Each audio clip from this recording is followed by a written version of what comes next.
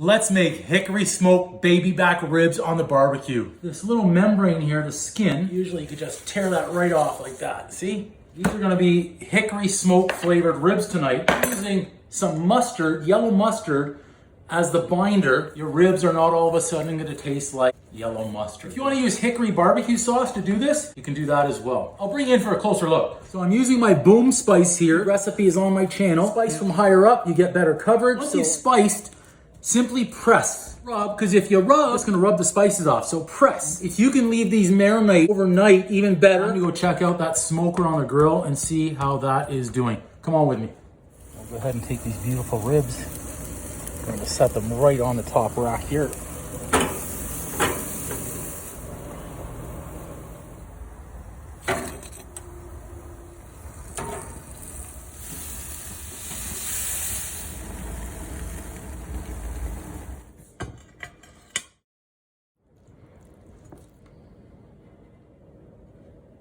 Oh, those smell so good. These are a lot of ribs, but I'm a lot of Uncle Drew, so I'm not set yet.